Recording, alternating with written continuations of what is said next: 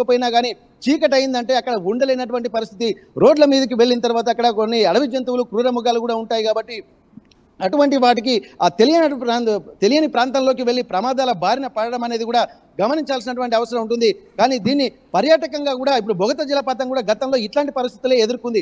కానీ క్రమక్రమంగా ప్రభుత్వం దీన్ని గుర్తించి పర్యాటకంగా కూడా దీన్ని డెవలప్ చేసిన తర్వాత కొన్ని లక్షల మంది కూడా ప్రతి వీకెండ్లలో వెళ్తూ ఉంటారు. వీకెండ్సే కాకుండా మిగిలినటువంటి ఉద్యోగస్తులు వీకెండ్స్లో వెళ్తూ ఉంటారు. మిగిలినటువంటి వాళ్ళు మాత్రం వారాంతం కూడా వెళ్తున్నటువంటి పరిస్థితి. ఇట్లాంటి సిచ్యువేషన్లో పర్యాటకంగా దాన్ని అభివృద్ధి చేశారు కాబట్టి చాలా అద్భుతమైనటువంటి వాతావరణం ఉంది. తెలంగాణలో ఇంత అద్భుతమైనటువంటి ప్రాంతాలు ఉన్నాయని చెప్పి ప్రపంచానికి తెలుస్తుంది. ఫారినర్స్ కూడా ఇక్కడికి వస్తున్నటువంటి సందర్భాలను కూడా మనం చూసినాము.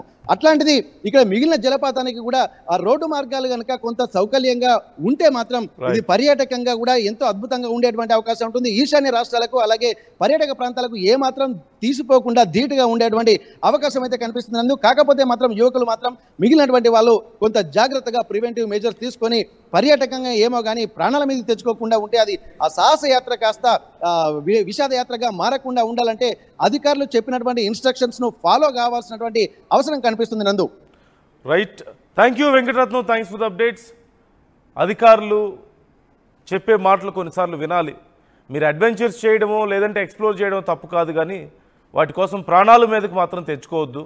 అందులోనూ ముఖ్యంగా ఇలాంటి సీజన్లో ఎప్పుడు ఎలాంటి భారీ వర్షాలు పడతాయో తెలియడం లేదు, ఎక్కడ ఏ వరదలు వస్తాయో తెలియడం లేదు. ఇలాంటి టైంలో డీప్ ఫారెస్ట్ని ఎక్స్ప్లోర్ చేయడమో లేదంటే వాటర్ ఫాల్స్ దగ్గర అడ్వెంచర్లు చేయడం మంచి పరిణామం కాదు. జాగ్రత్తగా ఉండాలంటూ ఆర్టీవీ కూడా సూచిస్తోంది.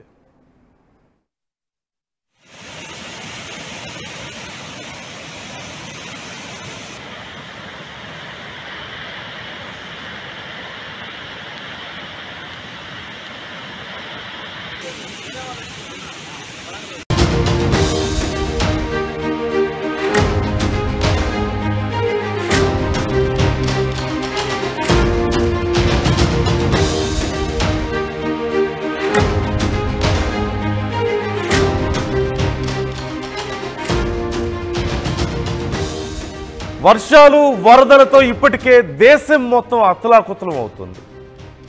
ఎప్పుడు ఏ వాగు పొంగుతుందో, ఎప్పుడు ఏ కాలువ పొర్లుతుందో తెలియని పరిస్థితి. సముద్ర మట్టం పెరుగుతోంది ఓవైపు, తీరం అంతా కూడా అల్లకల్లోలంగా మారుతోంది. అలల తాకిడి పెరిగింది తీరానికి. ఈ నేపథ్యంలో వాతావరణ శాఖ అధికారులు కానీ నిపుణులు కానీ ఇటు మేము కూడా హెచ్చరిస్తూనే ఉన్నాం, జాగ్రత్తగా ఉండండి, వెళ్ళొద్దు, సముద్రాల్లోకి వెళ్ళొద్దు, నదుల్లోకి వెళ్ళొద్దు, వాగులు దాటేటప్పుడు జాగ్రత్తగా ఉండాలి, అత్యవసరం అయితే తప్ప అసలు బయటికి వెళ్ళొద్దు ఇలాంటి విషయాల్లో అని చెప్తూనే ఉన్నాం. వీటన్నిటినీ పెడచెవిన పెట్టి జలపాతాల దగ్గరికి, వాటర్ ఫాల్స్ దగ్గరికి వెళ్ళి ప్రాణాల మీదకు తెచ్చుకున్న ఘటన ఇప్పుడు మనం చూస్తున్నాం. ఇంతమంది ఇన్ని హెచ్చరికలు చేస్తున్నా బయట ప్రాక్టికల్గా చూస్తున్నాం ఎంత దారుణంగా వరద ప్రవహిస్తుందో మనం చూస్తున్నాం. ఎప్పుడు ఎక్కడ ఎంత నీటి మట్టం పెరుగుతుందో తెలియడం లేదు. వాగు ఒక 10 నిమిషాల ముందు ఇటు దాటి వెళ్ళేటప్పుడు నార్మల్గా ఉన్న స్థాయిలు నార్మల్గా ఉంటే ఒక 10 నిమిషాలకు పావు గంటకు తిరిగి వచ్చేసరికి వాటర్ లెవెల్స్ పెరిగిపోతున్నాయి. వాగు దాటి రాలేని పరిస్థితి, మధ్యలో చిక్కుకుపోయిన సందర్భాలు అనేకం మనం చూస్తున్నాం ప్రతిరోజు. ఇలాంటప్పుడు మరీ ముఖ్యంగా అడవుల్లోకో కొండల్లోకో ఇలా జలాశయాలు జలపాతాల దగ్గరికి వెళ్ళేటప్పుడు ఇంకెంత జాగ్రత్తగా ఉండాలి. పరిస్థితులు ఎంత అన్ప్రెడిక్టబుల్గా ఉంటాయో మనకు తెలిసిన విషయమే కదా. అయినా సరే ఇవన్నీ పెడచెవిని పెట్టి కొంచెం కూడా ఆలోచించకుండా కేవలం ఫన్ కోసం వెళ్ళి ప్రాణాల మీదకు తెచ్చుకుంటున్నారు చాలామంది. అలాంటి ఘటన మరొకటి మనం చూస్తున్నాం. ములుగు జిల్లాలో పరిస్థితి మనం చూస్తున్నాం. మైతాపురం జలాశయానికి వెళ్ళి అడవిలో 7 నీట్ విద్యార్థులు తప్పిపోయారు. ఫారెస్ట్లోకి అనుమతి లేదంటూ అధికారులు చెప్పారు, లోపలికి వెళ్ళొద్దంటూ వాళ్ళకి క్లియర్గా అధికారులు సూచించారు. అయినా సరే వాళ్ళ మాటలు పెడచెవిని పెట్టి రూల్స్ అతిక్రమించి స్టూడెంట్స్ అడవిలోకి వెళ్ళిపోయారు. దారి తెలియక చివరికి అడవిలో తప్పిపోయినట్లుగా తెలుస్తోంది స్టూడెంట్స్. చివరికి ఏం చేయాలో అర్థం కాక దిక్కు తోచక చాలా సందర్భాల్లో మనం చూస్తుంటాం. అడవుల్లోకి కొంచెం డీప్గా వెళ్తే కనీసం నెట్వర్క్ దొరకదు.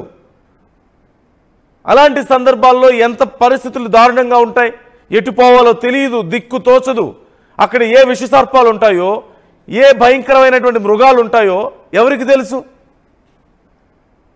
ఎన్ని రోజులైనా అక్కడ ఉండాల్సి వస్తుందో తెలియదు. ఇంకా ఖచ్చితంగా చెప్పాలంటే డీప్ ఫారెస్ట్లోకి వెళ్తే కొన్ని రకాల దోమ కాటుకు కూడా మనుషులు చచ్చిపోయే ప్రమాదం ఉంటుంది. అందులోనూ ఇలా భారీ వర్షాలు పడే సమయంలో పరిస్థితి ఇంకా దారుణంగా ఉంటుంది. అధికారులు చెప్పారు వెళ్ళొద్దు అని, అయినా వినకుండా వెళ్ళి చివరికి ప్రాణాల మీదకు తెచ్చుకున్న పరిస్థితి మనం చూస్తున్నాం.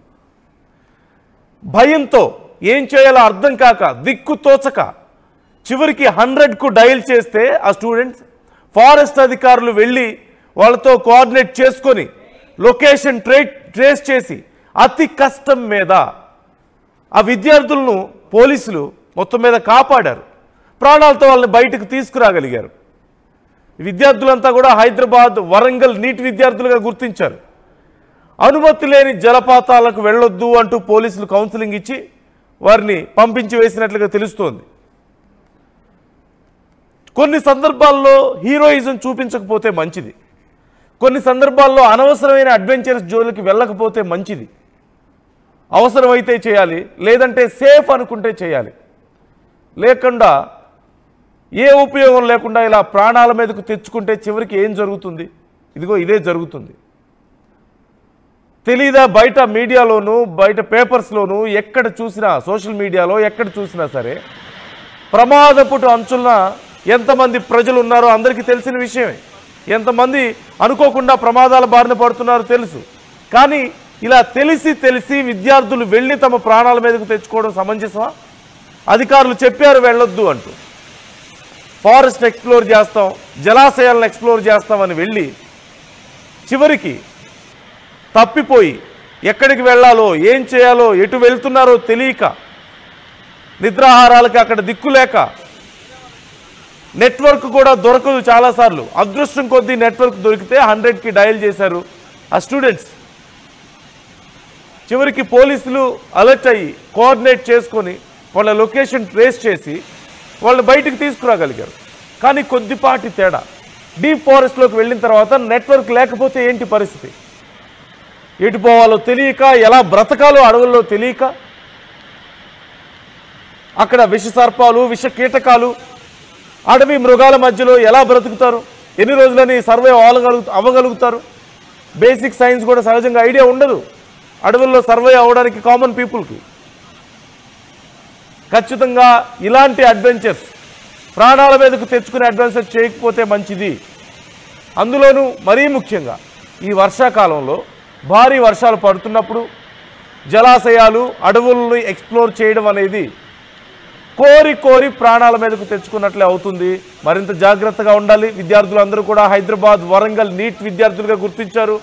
అనుమతి లేని జలాశయాలకు వెళ్ళొద్దు అంటూ పోలీసులు హెచ్చరిస్తున్నారు. అనుమతి లేకుండా లిమిట్స్ దాటి ఫారెస్ట్లోకి వెళ్ళొద్దంటూ పోలీసులు హెచ్చరిస్తున్నారు. ఈ విషయాన్ని జాగ్రత్తగా పరిశీలించారు. ఒకసారి అక్కడ పరిస్థితి ఏంటో చూద్దాం.